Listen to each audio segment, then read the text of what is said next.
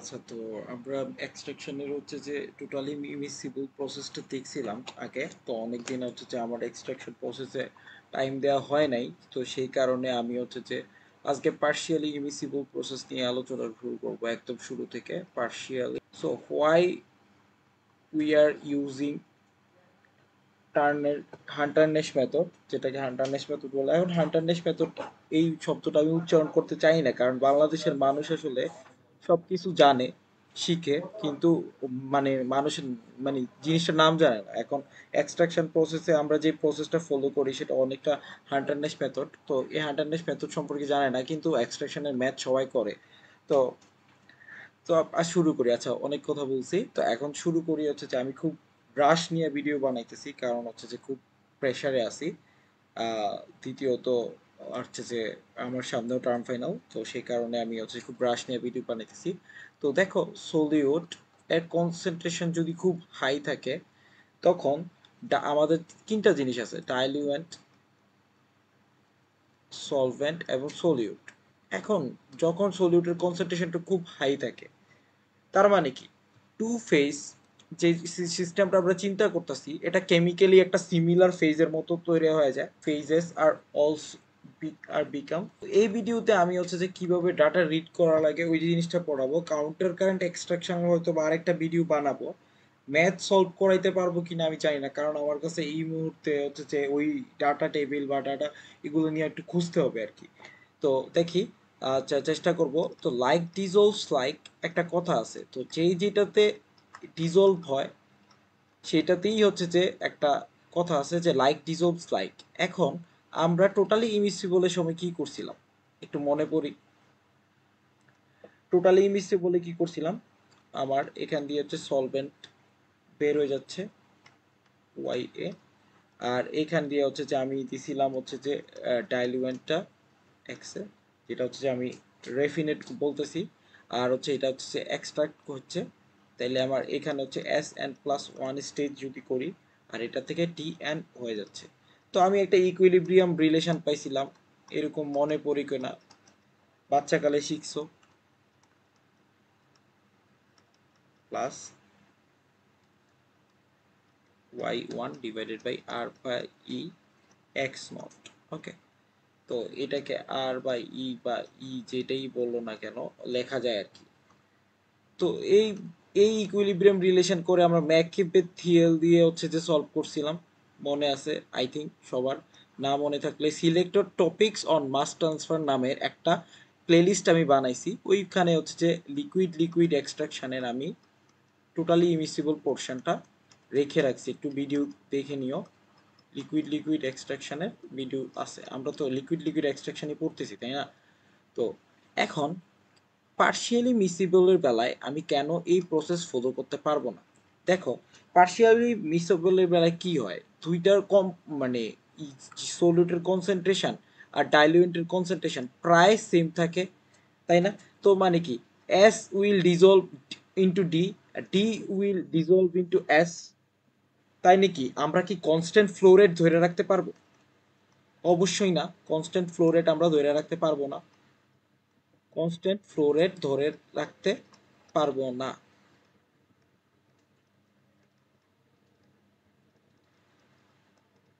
Constant flow রেটটাই তো ধরে রাখতে পারবো না, তার কারণে আমরা এই ম্যাকবেথিয়েল অ্যাপ্লাই করতে পারবো না। কেন পারবো না? কারণ হচ্ছে আমরা ম্যাকবেথিয়েলের সময় একটা এজিউমিং লেখা থাকে সবগুলো প্রবলেমের সময়, একটু কোশ্চেনটা পড়লে দেখবা এজিউমিং সিএমও। সিএমও মিন হচ্ছে যে constant molar flow rate over, মানে কনস্ট্যান্ট ধরে নিই আর কি, মোলার ওভারফ্লো।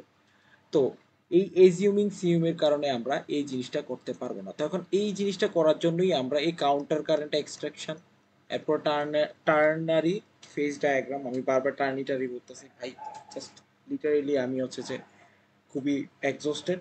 কাউন্টার আর খুলনার গরমটাও অনেক বেশি। Counter current extraction process follow করব। ওকে, তো আসি যে টার্নারি ফেজ ডায়াগ্রাম থেকে কিভাবে হচ্ছে যে আমার ডাটা প্লট করা লাগে সেই জিনিসটা দেখব। তো এইটা হচ্ছে যে আমার একটা ternary phase diagram. Ternary phase ডায়াগ্রামের মধ্যে চলো সলভ করি। আচ্ছা লালটাই থাকুক। আচ্ছা, তো এটা হচ্ছে আমার টার্নারি ফেজ ডায়াগ্রাম। আচ্ছা, তো এইগুলো হচ্ছে যে খুব পেইনফুল একটা জিনিস। আমি নিজেও পরীক্ষার হলে হচ্ছে এক্সট্রাকশন ইউজ মানে প্রিপারেশন নিয়ে গেছি, কিন্তু আমি হচ্ছে যে দেই নাই, পরীক্ষার মধ্যে দেই নাই, কারণ আমি ব্যাচ ডিস্টিলেশন খুব ভালো পারতাম, অ্যাবজর্পশন খুব ভালো পারতাম, খুব ভালো পারতাম। তো ওইগুলো দিয়ে আমার হচ্ছে তিন সেটের এই পার্টের তিন সেট হয়ে গেছিল। তো এই কারণে আমার এক্সট্রাকশন দেওয়া লাগে নাই। তো এক্সট্রাকশন আসলে পরীক্ষার হলে মিলানো অনেক টাইম লাইন দিয়ে আর কি, আমার কাছে মনে হয়েছে। এখন তোমাদের কাছে মনে হইতে পারে কিনা জানি না, তোমরা হচ্ছে অনেক ভালো স্টুডেন্ট, তোমরা আরো ভালো করবা। তো আসো, তো দেখি। তো first of all ternary phase ডায়াগ্রামের এই উপরের পোর্শনে হচ্ছে যে আমরা এ দিব। এ হচ্ছে যে আমাদের সলিড, এটা হচ্ছে যে একটা ট্রেডিশনাল নিয়ম আর কি, যদি বলতে পারো। এখানে হচ্ছে যে এস, এস মিনস হচ্ছে যে আমার সলভেন্ট, আমরা জানি এগুলা। আর এইটা হচ্ছে যে আমার ডি, ডি মিনস হচ্ছে ডাইলিউয়েন্ট, এটা আমরা সবাই জানি, তাই তো? তো এই টার্নারি ফেজ ডায়াগ্রাম এটা হচ্ছে যে আমার ইকুইল্যাটারাল, ইকুইটেরাল মানে সমবাহু, যেটা সমান আর কি, তিন পাশে সমান, ইকুইল্যাটারাল ট্রায়াঙ্গেল। আরেকটা টার্নারি ফেজ ডায়াগ্রাম আছে, সেটা হচ্ছে রাইট অ্যাঙ্গেল ট্রায়াঙ্গেল। তো আমরা সবসময় এই রাইট অ্যাঙ্গেল ট্রায়াঙ্গেলটাই হচ্ছে যে ইউজ করি ম্যাথের বেলায়, কারণ হচ্ছে যে এটা ইউজ করা, ক্যালকুলেট করা হচ্ছে যে খুব মাচ ইজিয়ার দেন হচ্ছে যে এই ইকুইলেটার ট্রায়াঙ্গেলটা হচ্ছে যে আমরা করি, এটাও করে অনেকে, সমস্যা নেই। আচ্ছা, তো এটা দিয়ে আমরা বোঝার জন্য হচ্ছে যে নিছি আর কি। তো এই পরিমাণে আমি যদি এস, এস দেখি, আবার এস বাড়তেছে হচ্ছে যে এই পরিমাণে, এখান থেকে আমি যদি বাড়াই তাহলে কম্পোজিশন অফ এস ডিক্রিজ করতেছে। ওকে, আপ টু এই লাইন পর্যন্ত। এই লাইনটা কি, এ এবং ডি এর, অর্থাৎ এখানে সলভেন্টের পরিমাণ আপ টু এই লাইন পর্যন্ত আমার সলভেন্টের এস জিরো, এই লাইনে এস জিরো, তাই তো? তাইলে এখানে আমার হচ্ছে যে 100, বুঝছো, এখানে 90, তাইলে 80, 70, অর্থাৎ এইখানে পরিমাণ আমি ডিক্রিজ করতেছে, তাই তো? আপ টু এই লাইন পর্যন্ত, অর্থাৎ এখানে গেলে জিরো, বুঝতে পারছি?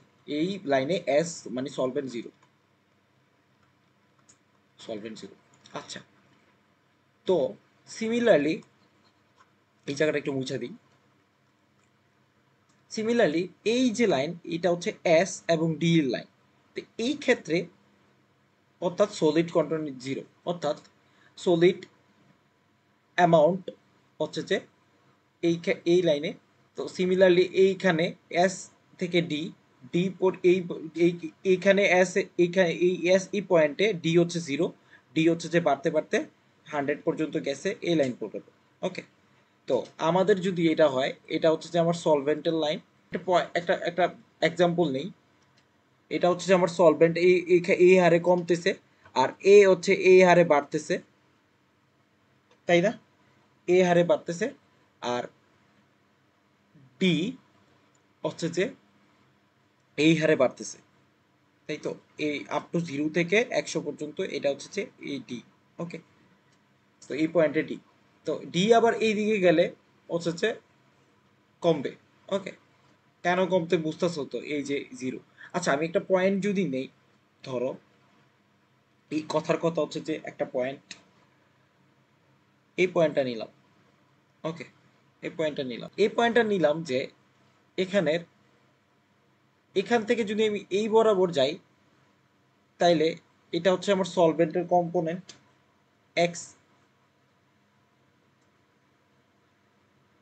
তাই তো? X S is equal two 0.5। এখান থেকে আমি যদি এই বরাবর যাই, তাইলে এটা হচ্ছে আমার এ এর কম্পোনেন্ট, অর্থাৎ এটা হচ্ছে আমার এস, আর এটা হচ্ছে যে আমার এ, এই পরিমাণে বাড়তেছে। আর এইটা হচ্ছে যে আমার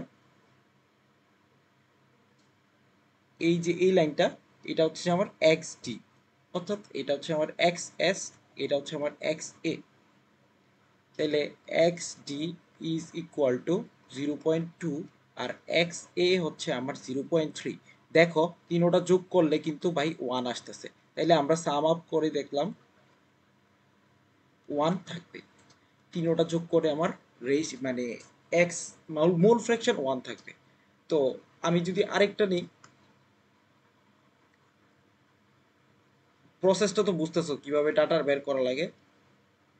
জাস্ট দেখো যে ধরো এই পয়েন্ট, আচ্ছা এই পয়েন্টে ধরো, এই পয়েন্টে তুমি তিনোটার হচ্ছে যে কম্পোজিশনে ভ্যালু বের করবে। কথার কথা, কম্পোজিশনে ভ্যালু বের করার জন্য আমি একটু আরেকটু জিনিসটা খেয়াল করে বুঝাই। তো এইখান থেকে সোজা এই বরাবর হচ্ছে যে আমার কি এক্স এস, ওকে এক্স এস, এখান থেকে সোজা এই বরাবর হচ্ছে যে আমার এক্স এ। অর্থাৎ দেখো এ কিন্তু কমতেছে, এইখানে এ কমতেছে, ওকে এ এখানে 100 ছিল, এখানে এ আস্তে আস্তে কমতেছে। আর এইটা হচ্ছে যে আমার ডাইলুয়েন্ট এক্স টি, অর্থাৎ এস কমতেছে এই পরিমাণে, ওকে তাই তো কমতেছে। এটা হচ্ছে যে আমার এক্সএস। তাইলে দেখো 0.6, 0.1 এবং 0.3, তাইলে আপ টু সাম অফ 1। ওকে, তো বুঝতে পারতেছো কিভাবে হচ্ছে যে আমি টার্নারি ফেজ ডায়াগ্রাম থেকে তিন নোটের কম্পোজিশন বের করতে পারি। এবার আসো যে ফেজ ইকুইলিব্রিয়া হচ্ছে যে তোমার ইয়া করা লাগে, আমি সবগুলো মুছা দিই। আমি হচ্ছে যে ফেজ ইকুইলিব্রিয়াতে চলে যাই। এই টার্নারি ফেজ ডায়াগ্রাম যেহেতু বানাইছি একটা, এটাই থেকে মুছে দিতে হবে। তো খুবই অবস্থা খারাপ বাংলাদেশের, অনেক গরম পড়তেছে। তো এই গরমের মধ্যে আসলে চিল্লাচিল্লি করতে মন চায় না। তো তো দেখো ফেস ইকুইলিব্রিয়া অর্থাৎ ইকুইলিব্রিয়াম লাইন কিভাবে ড্র করা লাগে এটা আমি দেখাইছি। তবু এখন আমি আসি একটু থিওরিগত আলোচনা করি। তো ইকুইলিব্রিয়াম লাইন আসলে এরকম একটা লাইন পাবা, এই লাইনটা হচ্ছে আমার ইকুইলিব্রিয়াম লাইন, ইকুইলিব্রিয়াম লাইন অর্থাৎ এটাকে আরেকটা নাম হচ্ছে সলিবিলিটি এনভেলপ। এই সলিবিলিটি এনভেলপ লাইনের ভিতরে, অর্থাৎ ভিতরে হচ্ছে আমার টু ফেজ রিজিয়ন, আর এটা থেকে উপরে যত যাবা এটা হচ্ছে সিঙ্গেল রিজিয়ন। ওয়েল, তো বুঝতেছো যে কি হচ্ছে। আচ্ছা, তো এবার আসি যে টু ফেজ রিজিয়ন নিয়ে একটু আলোচনা করতে হবে। কেন মুছলাম এটা, মুছার দরকার ছিল না, আমার তো এটা লাগবে। আচ্ছা, আরেকবার একটু ড্র করে নিই, একটু সুন্দর করে ড্র করি। হাতের লেখা খুব বিশ্রী। আচ্ছা, তো এবার আসো, আমার দুইটা পয়েন্ট থাকবে এই ইকুইলিব্রিয়াম রিজিয়নে। আমার একটা পয়েন্ট হচ্ছে প্লেট পয়েন্ট, একটা পয়েন্ট হচ্ছে যে আমার প্লেট পয়েন্ট, এই এখানে একটা plate point. And plate point কিভাবে চিনবো সেই জিনিসটা একটু পরে আসতেছি। Plate point, okay, and plate পয়েন্টটা কি? Plate point is a point where by two phases of equilibrium at মানে টু ফেজেস অ্যাট ইকুইলিব্রিয়াম, যেই পয়েন্টে আমার দুইটা ফেজে ইকুইলিব্রিয়াম অবস্থা থাকবে। ওকে, এটাকে আমি ডিস্টিংগুইশ করতে পারবো না, দুইটা হচ্ছে আইডেন্টিক্যাল। ওকে, মানে আমার যে এক্সট্রাক্ট এবং রেফিনেট দুইটা হচ্ছে যে ইয়া থাকবে। আর এই প্লেট পয়েন্টে আমি এক্সট্রাক্ট রেফিনেট ডিস্টিংগুইশ করতে পারবো না। প্লেট পয়েন্টের এই পাশে, অর্থাৎ প্লেট পয়েন্টের এই পাশটা হচ্ছে আমার এক্সট্রাক্ট ফেস এবং এই পাশটা হচ্ছে যে আমার রেফিনেট ফেস, রেফিনেট ফেস। ওয়েল, আমি এতটুকু বুঝাইতে পারছি, তো এটাও মুছা দিলাম। আমার হচ্ছে যে বারবার হচ্ছে যে একটু রাশ আছি, বলতেছো তো একটু রাশে আছি। ওয়েল, তো এখন এই এক্সট্রাক্ট যে জিনিসটা আছে সেই জিনিসটা আমি যদি ফলো করি, এক্সট্রাক্ট ফেজ হচ্ছে যে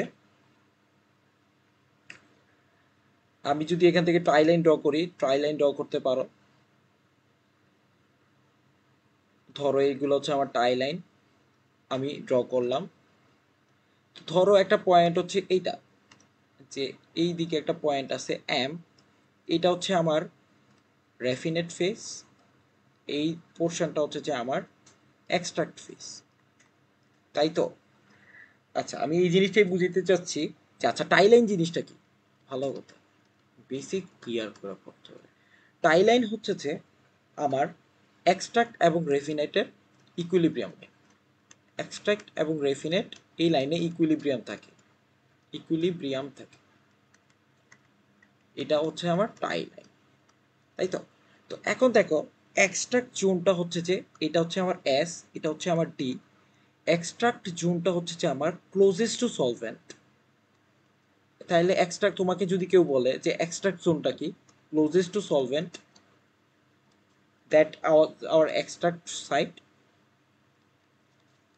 আর তোমাকে যদি বলে যে রেফিনেট জোনটা কি, ক্লোজেস্ট টু ডাইলুয়েন্ট। ওকে, আশা করি বেসিকটা বুঝতে পারছো। এখন আমি right angle triangle ternary phase ডায়াগ্রামে যাব। আহ, তো অনেক আগে পড়ছি এগুলা, আমি মানে খুব ভালোভাবে ডেলিভার করতে পারতেছি না, I am sorry for that.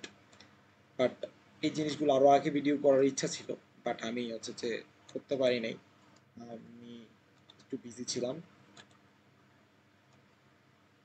আমি যখন পড়ছিলাম তখন যদি ভিডিওগুলো করতাম তাহলে আমি 100 ভিডিও বানাইতাম, আমি শিওর। আমি এই জিনিসগুলো অনেক টাইম নিয়ে পড়ছি, বাট রাইট নাও আমার কাছে দ্যাট মানে আমি অনেক কিছু ভুলে গেছি, কারণ আমি 4th ইয়ারে পড়তেছি, প্রজেক্ট থিসিস প্ল্যান ডিজাইন সব কিছু এক করতে হইতেছে। আমি আই এম নট মানে রেডি, মানে পারফেক্টলি রেডি না আর কি। আচ্ছা, তো দেখো রাইট অ্যাঙ্গেল ট্রায়াগ্রাম, এটা হচ্ছে যে এস, এটা হচ্ছে যে এ, এটা হচ্ছে যে আমার ডি। এখন আসো যে ভাই, ইকুইলেটারে বুঝেছি, রাইট অ্যাঙ্গেল বুঝাবো না, তাহলে রাইট অ্যাঙ্গেলের জন্য একটা নায়ানসাফি হবে। তো দেখো, এটা হচ্ছে যে আমি একটা ইকুইলিব্রিয়াম লাইন আঁকলাম। কিভাবে ইকুইলিব্রিয়াম লাইন আঁকা লাগে আমি জানি, আমি একটা ভিডিওতে পড়ছি। উফ, খুব সুন্দর হয়েছে মোটামুটি। তো এটা হচ্ছে আমার ইকুইলিব্রিয়াম লাইন, তো এটা হচ্ছে যে আমি সলিবিলিটি অ্যানভেলপ লাইন হিসেবে বেশি বলি, কারণ দ্যাটস মানে এই টার্মের রেসপেক্টে। তো ইকুইলিব্রিয়াম লাইনের সাথে তোমার একটা কনজুগেট লাইন আঁকতে থাকবে। কনজুগেটেড লাইনটা কি? এটা হচ্ছে কনজুগেটেড লাইন। ধরো এটা হচ্ছে আমার কনজুগেটেড লাইন, তোমার কনজুগেটেড লাইন, কনজুগেটেড লাইন, এই কনজুগেটেড লাইন এবং ইকুইলিব্রিয়াম লাইন যেই পয়েন্টে ছেদ করছে সেটা হচ্ছে আমার প্লেট পয়েন্ট। প্লেট পয়েন্ট বানান ঠিক আছে কিনা একটু দেখে নিও। প্লেট পয়েন্ট, এটা হচ্ছে প্লেট পয়েন্ট। তো প্লেট পয়েন্টের এই পাশে হচ্ছে যে আমার এক্সট্রাক্ট রিজিয়ন, এই পাশে হচ্ছে যে আমার রেফিনেট রিজিয়ন। তো এখন কনজুগেটেড লাইন থেকে আমি কিভাবে টাই লাইন আঁকবো, এইটা, এই জিনিসটা খুব ইম্পর্টেন্ট, দুইটা একটু মনে রাখিও। ধরো তোমার কনজুগেটেড লাইন আঁকার পরে তোমার সাইন দিয়ে দিছে এরকম, তাই তো? সাইন দিয়ে দিছে এরকম, ওকে, তোমার দুইটা সাইন দিয়ে দিছে। এখন তুমি এটা থেকে লাইন আঁকতে হবে। ধরো তোমার একটা পয়েন্ট আছে, কথার কথা, আমি একটু কালার নিতেছি একটু, এইটা একটা পয়েন্ট আছে, এটা একটা পি একটা পয়েন্ট। তুমি টাই লাইন কিভাবে আঁকবা? তুমি টাই লাইন আঁকবা পি থেকে, এটা কোথায় আছে? এক্সট্রাক্ট। এক্সট্রাক্ট যেহেতু আছে তুমি রেফিনেটে যাইতে হবে, তাই তো? তুমি সোজা একটা স্ট্রেট লাইন আঁকবা। আচ্ছা, এটা স্ট্রেট লাইন নেওয়া নাই, গাধা চোখ জুড়ি। আচ্ছা, পি থেকে একটা সোজা স্ট্রেট লাইন আঁকবা, ওকে। তো দেখো, তোমার পি থেকে সোজা হচ্ছে যে স্ট্রেট লাইন আঁকছো এখানে। আরে ভাই, পি থেকে সোজা স্ট্রেট লাইন আঁক, ওকে, আঁকছি, জি ভাই আঁকছি, ওকে। তো পি থেকে সোজা স্ট্রেট লাইন আঁকছো, এবার ডিরেকশন কোন দিকে? ডিরেকশন নিচের দিকে। তাহলে এখান থেকে তুমি ইকুইলিব্রিয়াম লাইন পর্যন্ত একটা স্ট্রেট লাইন আঁকো। স্ট্রেট লাইন মানলে একদম 90 ডিগ্রি অ্যাঙ্গেল, ওকে। এবার এখানে তুমি একটা পয়েন্ট পাইছো, এই যে এই পয়েন্টটা, এই পয়েন্টটা আর এই পয়েন্টটা যোগ করে দাও, that is our tie line. এইটাই আমার টাই লাইন। কি ভাইয়া, ম্যাজিকের মতো সব শিখাই দিতেছি না? দ্যাটস ম্যাজিক, আসলেই ম্যাজিক। এই জায়গাগুলো হচ্ছে বইয়ে খুব ভালোভাবে লেখা নাই। তো এগুলো আমি অনেক পড়ার পরে বুঝতে পারছি যে আসলে এইভাবে এভাবে আঁকে। তো I am sorry for that, তোমাদের ডিলে করছি। আর একটু আগে হইলে ভালো হইতো আর কি।